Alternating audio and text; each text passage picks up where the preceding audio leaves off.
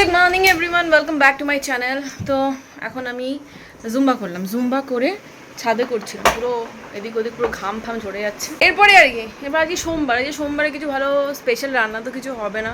এমনিতেও শাশুড়ি মায়ের বললাম না পেটটা খারাপ, শরীরটা খারাপ, একটু তো হালকা পাতলা কিছু হবে। ওই নিরামিষ একটা পাতলা ঝোল, বড়ি টড়ি আলু টালু দিয়ে, আর আমি একটু আলু ভাতে মেখে নেবো, সেরকম কিছু না।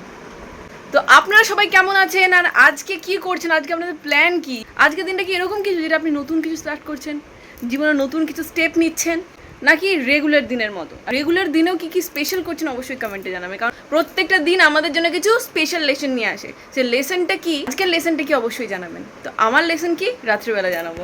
এই যে মহিলা উঠে পড়েছে, মহিলা উঠে পড়ে ব্রাশ করেছিস না আবার শুতে এসেছিস? কটা বাজছে দেখ, তাকা আমাদেরকে তাকা। এই জুতোটা আমি কিনেছিলাম প্রায় 1.5-2 বছর আগে, একবারও পরে কোথাও বেরোনি, বিশ্বাস করুন, কারণ এটা আমার পায়ে না বড় হচ্ছিল, আর চেঞ্জ করার অপশন ছিল না, কারণ অনেক দিন হয়ে গেছিলো। বাট এখন পরে দেবেন, আজকে আমি জুম্বা করার জন্য পরে দেখলাম এটা একদম পারফেক্টলি ফিট হচ্ছে। আমি মোটা হয়নি, বাট আমার পা মোটা হয়ে গেছে, এটা পুরো একদম পারফেক্ট ফিট হয়ে গেছে। এক্সারসাইজ মানে আমি যেটা বুঝি সেটা হচ্ছে ইয়োগা, বাট বেশ কিছুদিন ধরে ভাবছিলাম যে আমার ওয়েট ট্রেনিংটা একটু করবো। আমি একদম হালকা ফুলকা করি, জাস্ট একটু ওই আর্মসের, চেস্টের, ব্যাস, অ্যান্ড পায়ের। আজকে এরকম একটু টোন্ড লেগের করছিলাম। এটা করার পর মনে হলো যে আজকের দিনে যখন ইয়োগা স্টার্ট করিনি তো ইয়োগাটা থাক। তো এটার পর আমি শুরু করেছিলাম জুম্বা। যারা ভীষণভাবে ওয়েট লুজ করতে চাইছেন তাদের জন্য কিন্তু জুম্বার কোনো অল্টারনেটিভ নেই। জুম্বা বা কার্ডিও ওয়ার্কআউট ভীষণ তাড়াতাড়ি ওয়েট লুজ করেন, বাট যারা নিজের শরীরটাকে সুস্থ রাখতে চাইছেন মানসিকভাবে এবং শারীরিকভাবে, তাদের জন্য কিন্তু ইয়োগা বেস্ট, জিমের থেকেও বেস্ট। আমার যেহেতু ওয়েট লুজের কোনো প্ল্যান নেই, তাই জুম্বাটা খুব কম করি, মানে সপ্তাহে একদিন ঠিক আছে। পিসিওডি অ্যান্ড হরমোনাল ইমব্যালেন্স এই দুটো ক্ষেত্রে কিন্তু আবারও বলছি, জিম, কার্ডিও, জুম্বার থেকেও যোগাটা অনেক অনেক বেশি বেনিফিশিয়াল। আপনারা যদি করেন তাহলে বুঝতে পারবেন। All this time I've been holding on so tight, 'cause all that I do was easy to use. So call my time, but you weren't really mine, just something to do. Thought I never knew.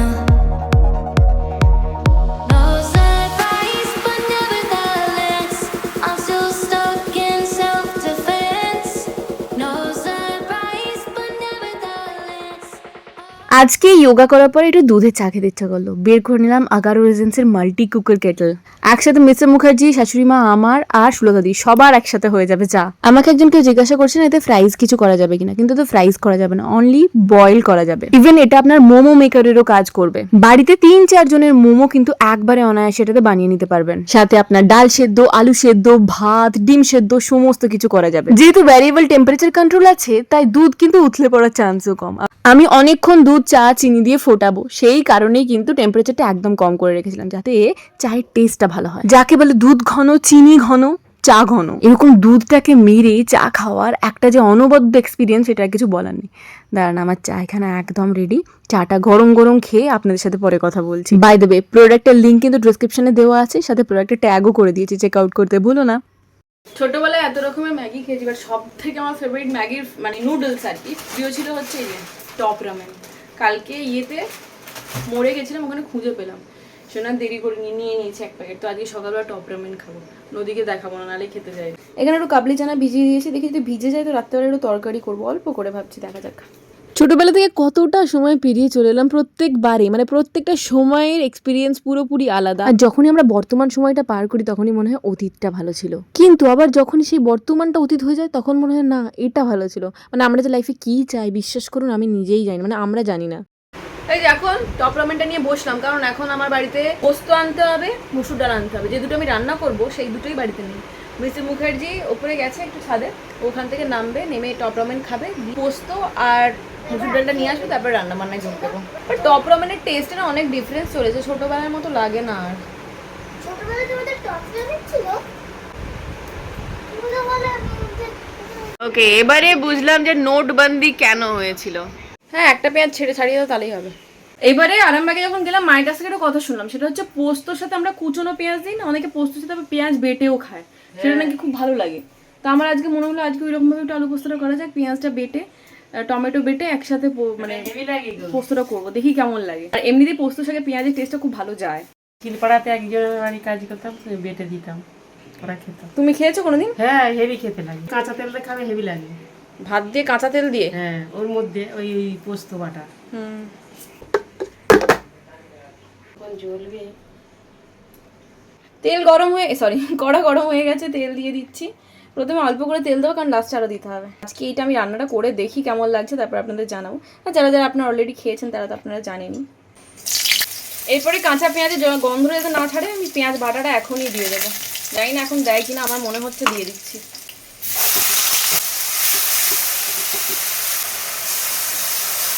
পেঁয়াজটা ভাজা হোক, আমি ততক্ষণ টমেটোটা বেটে নিচ্ছি। আমার রান্নার টমেটো ছাড়া হবে অসম্ভব।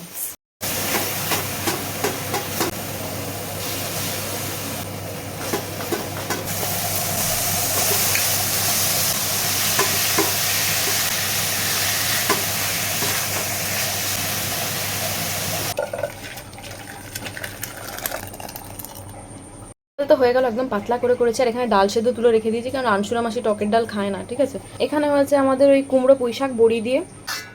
এখানে হয়েছে মায়ের একটা পাতলা ঝোল সবজি দিয়ে, ওই ঢ্যাঁড়স, ঝিঙে, পটল, আলু বড়ি দিয়ে একটা একদম পাতলা ঝোল হয়েছে, মা খাবে বলে। পোস্তটা মানে আলুটা সেদ্ধ হয়ে গেলে আমি পোস্তটা দিয়ে নামিয়ে নেবো এটা। এখানে কাবলি চানাগুলো আর একটু ভিজে গেলেই কিন্তু আমি এটা সেদ্ধ বসিয়ে দেবো রাতের জন্য।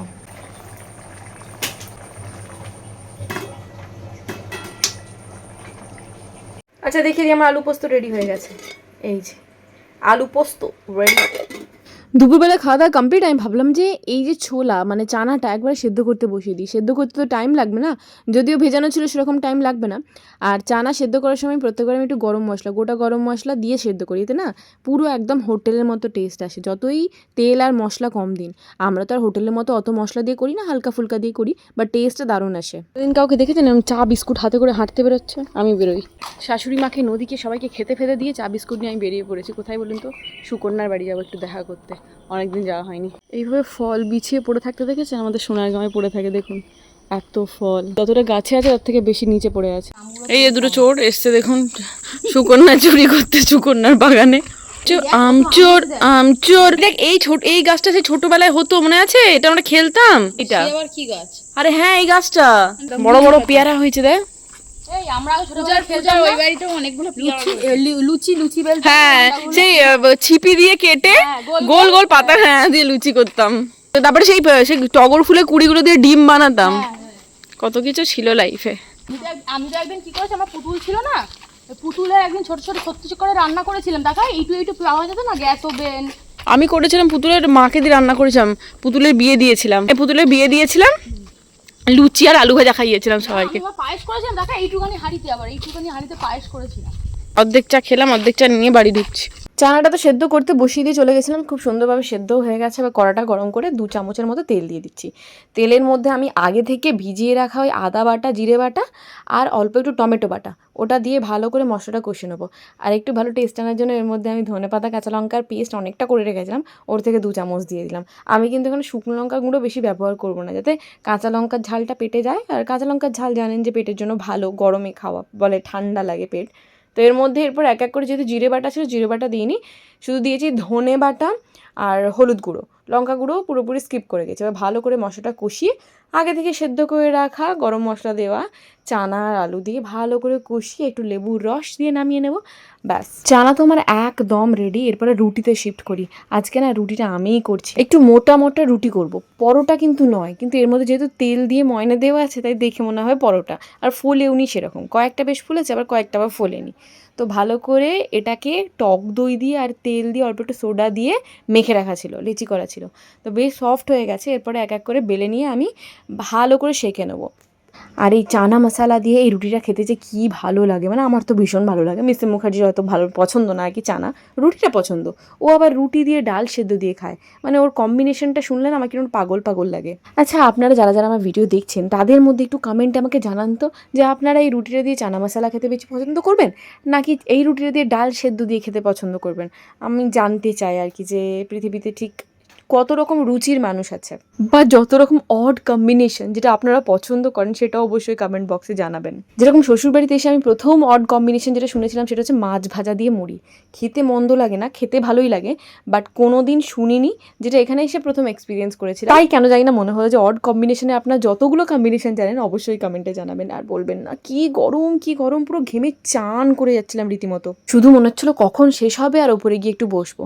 যদিও আমরা দুপুরে শোয়ার সময় আর রাত্রে শোয়ার সময় ছাড়া এসি খুব একটা ব্যবহার করি না, আর আমরা যেখানে থাকি জায়গাটা তো একটু ফাঁকা ফাঁকা, এখানে সন্ধ্যেবেলায় জানলা টানলা খুলে দিলে না বেশ হাওয়া দেয়, এসির দরকার পড়ে না খুব একটা। আমাদের আরামবাগের যেরকম ধরুন সেরকম কোনো প্ল্যান মাফিক সোসাইটিতে নয়, ওটা যে যেরকম পেরেছে বাড়ি তুলেছে।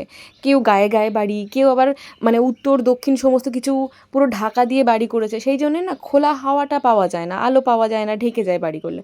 আমাদের এখানে যেহেতু সোসাইটি আর সব কিছু প্ল্যান মাফিক করা, তাই প্রত্যেকটা বাড়িতে কিন্তু ইকুয়ালি হাওয়া, আলো, বাতাস সমস্ত কিছু প্রবেশ করে। আপনারা অনেকেই জিজ্ঞাসা করেন যে আমি কোথায় থাকি, সোসাইটিটা এত সুন্দর।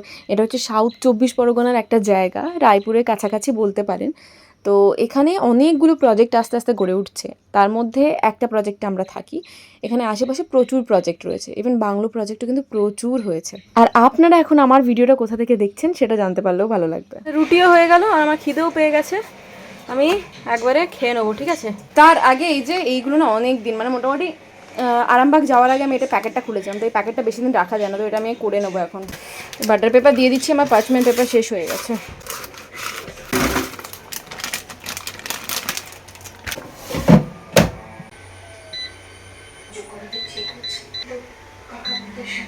দেখো যে প্যাচ সমস্ত কাপড় মলমল কটনের 11:45 বাজছে, ঠিক আছে? আজকে সন্ধ্যে থেকে রুটি তরকারি করার পর আমি খেয়ে নিলাম, খেয়ে নিয়ে আমার শাশুড়িমায়ের শরীরটা একটু খারাপ হয়েছিল, তো সেই নিয়ে একটু শরবত মুড়ির ঝোল এসব করে দিচ্ছিলাম, তারপরে পিট ঘষে মানে ওই আর কি, মানে ভালো লাগছিল না তখন আর, মানে কন্টেন্ট ক্রিয়েট কিছু করিনি সন্ধ্যা থেকে।